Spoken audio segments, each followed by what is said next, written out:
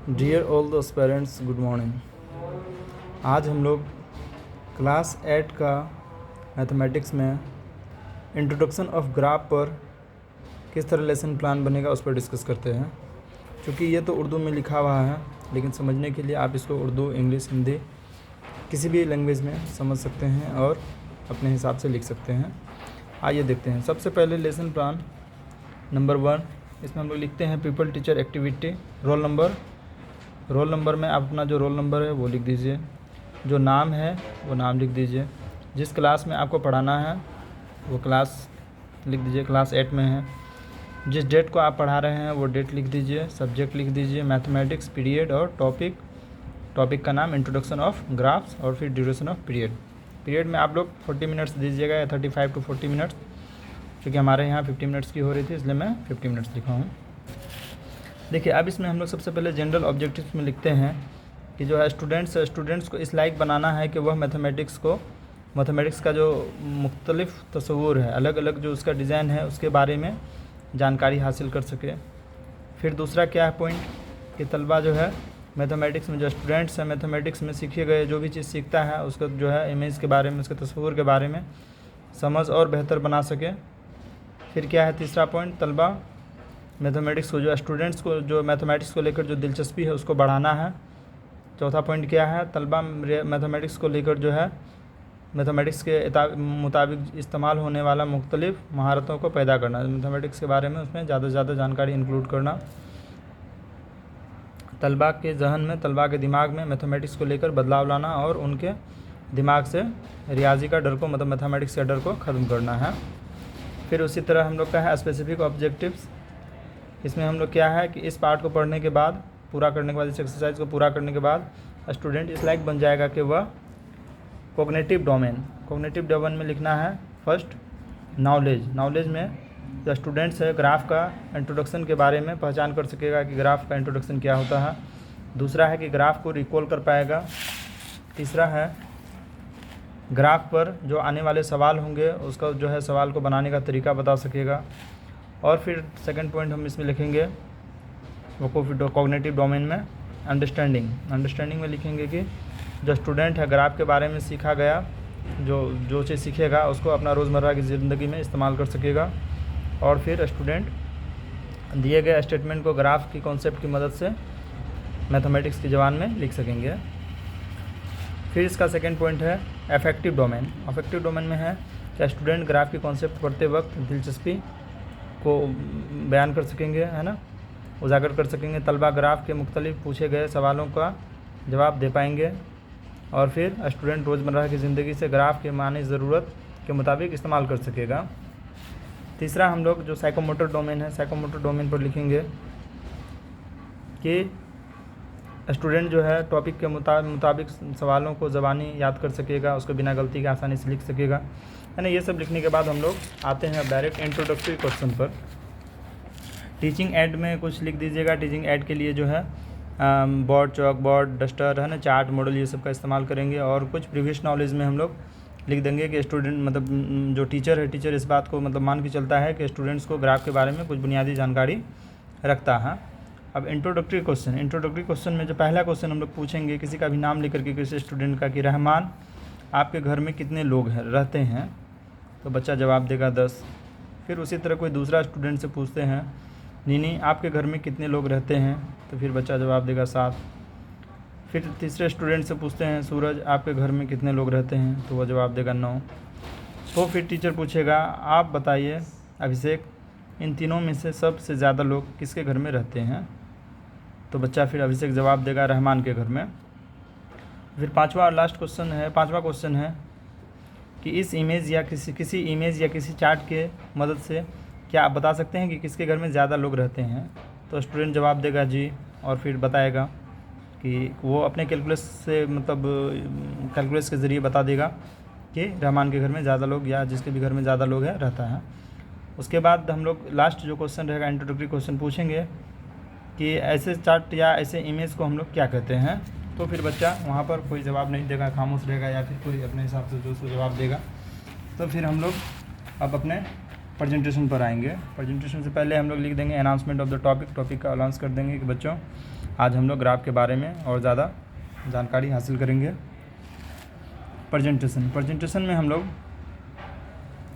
सबसे पहले मेथड जो यूज़ कर रहे हैं, मेथड है questioning answer technique with inductive method, यानी कि हम लोग क्वेश्चन भी पूछेंगे और फिर बच्चा जो जवाब देगा उसकी रिकॉर्डिंग फिर हम लोग जवाब देंगे और फिर कुछ थ्योरी बताएंगे और फिर उसका एग्जाम्पल देंगे।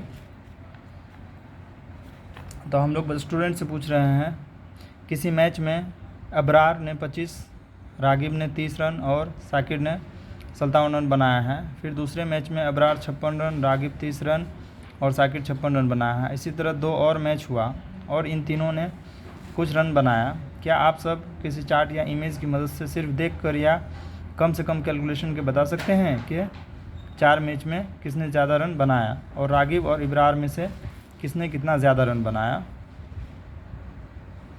तो बच्चे जो है इसका कोई जवाब नहीं देगा या साइलेंस रहेगा या कुछ से कुछ जवाब देगा, तो फिर हम लोग उसको ठीक करेंगे। The method which are prevent in mathematics, geography, science and other subjects are represent static data the come under the category of graph, यानी कि ऐसा संख्या या ऐसा कोई स्टैटिक डाटा या स्टैटिक कैलकुलेशन जिसको हम लोग एक ग्राफ के ज़रिए है ना रिप्रेजेंट करते हैं किसी स्टैटिक डाटा को, उसको हम लोग ग्राफ के अंदर रखते हैं, उसे हम लोग ग्राफ समझते हैं। और इसको हम लोग इसका एग्जांपल देते हैं, जैसे कि बार ग्राफ हो, पाई ग्राफ हो या फिर हिस्टोग्राम हो, है ना। और इसमें जो है तलबा क्या करेंगे, स्टूडेंट जो है मौलवी की अपने टीचर की बातों को गौर से सुनेंगे। हम लोग जो है स्टूडेंट के जवाब में हम लोग लिखेंगे कि स्टूडेंट टीचर की बातों को गौर से सुनता है। उस तरह फिर हम लोग दूसरा सवाल करेंगे अपने बच्चों से कि ग्राफ का क्या मकसद है, क्या मतलब क्यों ग्राफ का पर्पज़ क्या है। तो फिर बच्चे मतलब कुछ जो सो जवाब देंगे, फिर हम लोग उसको ठीक करेंगे और जवाब देंगे कि ग्राफ का मकसद किसी जो है जो अददी हकीकी है, यानी कि कोई नंबर से कोई बसरी तरीक़ा को ज़ाहिर करना ताकि इसे जल्दी और आसानी वाज़े तौर पर समझा जा सके। इस तरह ग्राफ जमा किए गए आदाद व शुमार को बसरी इजहार है। आदाद व शुमार यानी कि नंबर और संख्या, ये सब जो है इसको हम लोग क्या करें, किसी भी मतलब जो है जदुल के ज़रिए, किसी ग्राफ के ज़रिए हम लोग क्या कर सकते हैं, ज़ाहिर किया जा सकता है, लेकिन ग्राफी इजहार समझने में ज़्यादा आसान है। आदाद व शुमार रुझान या इनका मुआवजा ज़ाहिर करने के लिए ग्राफ बहुत ही मुफीद होता है, यानी बहुत ही लाभदायक होता है। अब बच्चे से पूछेंगे ग्राफ कितने किस्म के होते हैं, तो फिर बच्चा कुछ जवाब देगा, फिर हम लोग उस जवाब को सही करते हुए जवाब देंगे कि सवाल व जवाब और इसके कुछ इकसाम के ताल्लुक़ से यह कई किस्म के होते हैं, यानी कि ग्राफ को हम लोग अलग अलग नाम दिए हुए हैं, इसके शेप, डिज़ाइन, इसके जो है बनाने के तरीके से। जैसे कि एग्जांपल है बार ग्राफ, पाई ग्राफ, हिस्टोग्राम, लाइन ग्राफ। या फिर हम लोग बच्चे से पूछेंगे कि बार ग्राफ किसे कहते हैं। तो बार ग्राफ मुख्तलिफ़ रोज़मर्रा के दरमियान मुआवजना करने में काम आता है। इसमें 2 या 2 से ज़्यादा मुतवाज़ी और इंतसादी या अफ़की या मुस्तमिल होते हैं, यानी कि इसमें एक परपेंडिकुलर लाइन, एक वर्टिकल लाइन होते हैं और फिर हम लोग इसी टाइप से कॉलम बना करके हम लोग ये करते हैं। जैसे यहाँ देखिए, ये एग्जांपल दे रहे हैं बच्चों को कि नीनी के ज़रिए रियाजी में, मैथमेटिक्स में 3 इम्तिहान में हासिल 3 एग्ज़ाम दिया नीनी, और इसमें जो है उसको 25 नंबर, 30 नंबर और 45 नंबर मिले हैं। इस ग्राफ के ज़रिए, इस ग्राफ के द्वारा हम लोग देखते हैं कि पहला एग्ज़ाम दिया तो इसमें जो है हम लोगों को 25 नंबर मिला है, दूसरा एग्ज़ाम में फिर 30 नंबर मिला है और फिर तीसरा एग्ज़ाम में हम लोगों को 45 मार्क्स मिला है। तो फिर हम लोग बच्चा को बताएंगे कि हम ग्राफ को देखते हैं कि नीनी ने किस तरह मैथ में मार्क्स लाया है और किस तरह से जो है अपने आप को प्रोग्रेसिव वे की ओर लेके गई है, यानी कि पहले कम नंबर था, फिर उससे ज़्यादा और फिर उससे ज़्यादा, एक तरफ से ये प्रोग्रेस हुआ। और फिर क्या इसमें है कि वो पहले एग्ज़ाम में 25, दूसरे में 30 और तीसरे में 45 मार्क्स लाई है। यह बात हम सिर्फ ग्राफ को देखकर बड़ी ही आसानी से बता सकते हैं। बच्चा जो है इसमें क्या करेगा कि सारी चीज़ों को बड़ी ही गौर से, ध्यान से देखेगा, ब्लैक बोर्ड को देखेगा, टीचर की बातों को सुनेगा और इस टेक्निक को हम लोग जो कहेंगे तरीका को एक्सप्लेनिंग मेथड, और जो हम लोग का इसमें जो टीचिंग पॉइंट रहेगा वो है एग्जाम्पल ऑफ बार ग्राफ। इस तरह फिर हम लोग एक सवाल पूछेंगे बच्चे से कि नीनी के पहले और तीसरे इम्तिहान के बीच कितने मार्क्स का डिफरेंस है, यानी ये जो हम लोग ग्राफ है, ग्राफ के को दिखा करके हम लोग पूछेंगे कि जो बची है, जो नीनी है, वो कितना मार्क्स का डिफरेंस है उसके पहले और तीसरे एग्ज़ाम में। फिर हम लोग उसको एक्सप्लेन करेंगे, बच्चा कुछ जवाब देगा, वो जवाब से अनसेटिस्फाइड जवाब होगा तो फिर हम लोग उसको और सुधार करेंगे। हम इस ग्राफ में देखते हैं कि नीनी ने पहले इम्तिहान में 25 नंबर लाया है और यह बात ग्राफ के वक्फा के अपर कॉलम, जो लास्ट वाला, जो फर्स्ट मार्क्स कॉलम है, ये वाला है ना। इसका जो है बॉर्डर जो है हाईएस्ट बॉर्डर का तो 25 है, और लास्ट जो है लास्ट का हाईएस्ट बॉर्डर 45 है। तो ये देख करके हम बड़ी आसानी से बता सकते हैं कि पहला इसमें 25 है और तीसरे में 45 है, और जब इन दोनों को घटाते हैं तो हम लोगों को मार्क्स मिल जाता है 20 मार्क्स, यानी पहला जो एग्ज़ाम पहला और तीसरा एग्ज़ाम के बीच का जो गैप है वो 20 मार्क्स उसका इम्प्रूव हुआ है। इस तरह हम देखते हैं कि नीनी अपने पहले इम्तिहान से ज़्यादा नंबर तीसरे इम्तिहान में लाया है, और पहले से तीसरे इम्तिहान के नंबर के बीच का फ़र्क है 20। बच्चा ब्लैक बोर्ड को देखेंगे, टीचर की बात को गौर से सुनेंगे और अपनी कॉपी में नोट करेंगे। और फिर हम लोग सवाल पूछेंगे बच्चे से कि पाई ग्राफ से आप क्या समझते हैं। तो फिर बच्चे कुछ जवाब देंगे, उस जवाब को हम लोग सुधारते हुए कहेंगे कि जो है पाई ग्राफ वही हम लोग सर्कल ग्राफ भी कहते हैं। पाई ग्राफ या दायरी ग्राफ का इस्तेमाल किसी एक मुकम्मल के मुख्तलिफ हिस्सों के मुआवजा करने के लिए किया जाता है। दायरा एक मुकम्मल को जाहिर करता है। इसको हम लोग एक एग्जाम्पल की मदद से समझाएंगे कि एक पाई ग्राफ है। पाई ग्राफ में जो है एक इन्फॉर्मेटिव जो एक चैनल के थ्रू दिखाया गया है कि इस ग्राफ में हम ये देखते हैं कि टेलीविज़न में आने वाले 4 चैनल्स में कुछ लोग 10% लोग 50% लोग एंटरटेनमेंट देखते हैं, और 25% लोग स्पोर्ट्स को देखते हैं, और 15% लोग न्यूज़ चैनल देखते हैं, और 10% लोग इन्फॉर्मेटिव चैनल्स देखते हैं। ये चीज़ बड़ी ही आसानी से इस ग्राफ को देख करके बताया जा सकता है। ग्राफ को देखेंगे, जैसे देखेंगे यहाँ एंटरटेनमेंट 50% हो रहा है, 10% इन्फॉर्मेटिव, 15% जो है न्यूज़, और 25% स्पोर्ट। इसमें देख करके ही पता चल रहा है कि कितना है। तो इस तरह से बच्चों को हम चार्ट बना करके दिखा देंगे और फिर समझा देंगे कि इस ग्राफ को देखकर आप बताइए। फिर हम लोग एक सवाल पूछेंगे बच्चे से कि इस ग्राफ को देखकर आप बताइए कि कौन सा चैनल में ज़्यादा देखा जाता है और कौन सा कम देखा जाता है, और कम और ज़्यादा देखने वालों में कितना % का डिफरेंस है। तो फिर इसी तरह हम लोग जो है इसको एक्सप्लेन कर देंगे। इस ग्राफ में हम देखते हैं यह है कि सबसे बड़ा एरिया एंटरटेनमेंट का है जो कि 50% है, सबसे छोटा एरिया जो है इन्फॉर्मेटिव का है जो कि 10% है, और इन दोनों को घटाएंगे तो 40% का गैप है। इस तरह बच्चा जो है अपने टीचर की बात को गौर से सुनेगा और फिर अपनी कॉपी पर भी नोट करेगा। इसमें जो हम लोग मेथड यूज़ कर रहे हैं ये इंडक्टिव डिडक्टिव मेथड है, जिसमें कि हम लोग पहले थ्योरी दे रहे हैं, फिर एग्जाम्पल दे रहे हैं, और जो पॉइंट है टीचिंग पॉइंट वो है एग्जाम्पल ऑफ पाई ग्राफ। इस तरह फिर हम लोग एक सवाल और पूछेंगे स्टूडेंट से इतना कंप्लीट होने के बाद, what is the difference basic difference between bar graph and pi graph.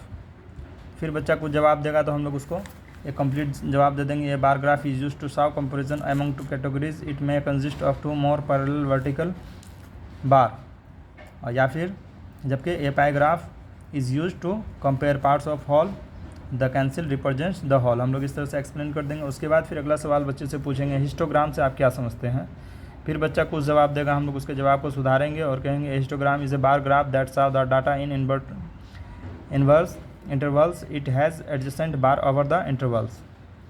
और फिर उसका कुछ एग्जांपल देंगे कि एक हिस्टोग्राम में 40 लोग का वज़न को दिखाया गया है, और फिर हम लोग ये एक ग्राफ बनाएंगे इसके बेस पर, इसका एग्जांपल देंगे और फिर इस एग्जांपल को हम लोग बच्चों को समझाएंगे, है ना, और बताएंगे कि इस ग्राफ को देख करके हम बड़ी ही आसानी से बता सकते हैं कि इसमें चार लोगों के वज़न 40 से 45 किलोग्राम के बराबर है। यानी कि ये 4 लोग जो है यहाँ ये लोगों की संख्या है और इधर वज़न का है किलोग्राम में, तो 4 लोगों का वज़न 40 से 45 किलो के बराबर है। या फिर जैसे कि सेकंड है 12 लोगों की संख्या जो है 40 से 45 ग्राम किलो, 12 लोग जो है 40 से 45 से 50 किलोग्राम वज़न के बराबर है ना। इसी तरह हम लोग बच्चों को दिखाएंगे और बताएंगे कि बड़ी ही आसानी से कह सकते हैं कि 4 लोगों का वज़न 45 से 45 किलोग्राम के बराबर है। इसी तरह हम बचे हुए लोगों के भी वज़न बता दिया, वज़न ज़्यादा कैलकुलेशन के बिना ज़्यादा कैलकुलेशन के बता सकते हैं। मतलब हम लोग ज़्यादा कैलकुलेशन भी नहीं करेंगे, बार ये ग्राफ को केवल देख करके ही बच्चों को देखने के लिए बता देंगे। वो बच्चे भी बड़ी आसानी से इसको इंटरेस्ट के साथ देखेंगे और सीखते रहेंगे। और हम देखते हैं कि 40 से फिर बच्चे से एक सवाल पूछेंगे इस ग्राफ के बेस पर कि सबसे ज़्यादा कितने लोगों का है, सबसे ज़्यादा वज़न कितने लोगों का है, ग्राफ में देख करके जो है ग्राफ की मदद से बताएं। तो हम देखते हैं कि ग्राफ में जो है 60 से 65 किलोग्राम कॉलम का जो हाईएस्ट 60 से 65 किलोग्राम, ये है 60 से 65 किलोग्राम, है ना। इसका हाईएस्ट जो है कहाँ है,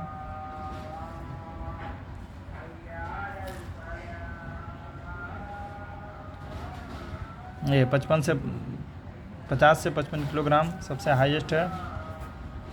ये सबसे ज़्यादा वज़न 60 से 65 किलोग्राम है ना, ये 40 से 45 किलोग्राम, 45 से 50 किलोग्राम, 55 से 60 किलोग्राम, और 60 से 65 किलोग्राम। तो सबसे ज़्यादा वज़न 60 से 65 किलोग्राम है। और इसमें कितने लोगों की संख्या है? 5। यहाँ 4 है, यहाँ 6 है, तो इसके बीच में 5, यानी कि 5 लोगों की संख्या जो है 60 से 65 किलोग्राम के बीच में है, जिसका वज़न सबसे हाईएस्ट है। तो वही हम लोग लिख देंगे कि हम देखते हैं कि 60 से 65 किलोग्राम का जो कॉलम का बॉर्डर हाइट है वो 5 लोगों के बराबर है। इस तरह हम कह सकते हैं कि 60 से 65 किलोग्राम का वज़न सबसे ज़्यादा है और इतने वज़न के टोटल लोग 5 हैं। ये कंप्लीट होने के बाद फिर हम लोग ब्लैक बोर्ड का इस्तेमाल करेंगे और ब्लैक बोर्ड में अपना नाम लिखेंगे, क्लास लिखेंगे, पीरियड लिखेंगे, डेट लिखेंगे, है ना, इंट्रोडक्शन, टॉपिक का नाम लिखेंगे और सब्जेक्ट लिख देंगे। और फिर यहाँ पर इस तरह बच्चों को जो है हम लोग एग्जाम्पल का जो है डायग्राम बना देंगे और फिर हम लोग रिकैप्चुलेशन करेंगे। रिकैप्चुलेशन में बच्चों से कुछ सवाल पूछ लेंगे कि ग्राफ से आप क्या समझते हैं, या पैराग्राफ से आप क्या समझते हैं, या फिर बार ग्राफ और हिस्टोग्राम में क्या डिफरेंस है। इस तरह 2-3 सवाल पूछ लेंगे। उसके बाद फिर हम लोग घर के लिए कुछ काम दे देंगे कि राजा का मार्क्स पहले और आखिरी इम्तिहान में कितना आया है, पहले और आखिरी इम्तिहान में कितने मार्क्स का फ़र्क है, और एक चार्ट बना के एक ग्राफ बना के दे देंगे और बच्चे से सवाल पूछ लेंगे। दूसरा सवाल पूछ लेंगे ग्राफ, पैराग्राफ, बार ग्राफ और हिस्टोग्राम पर एक नोट लिख कर लाने के देंगे। ये हो जाएगा घर का काम। और उसके बाद फिर ऑब्जर्वर रिमार्क्स। ये कंप्लीट हुआ। Thank you, bye bye.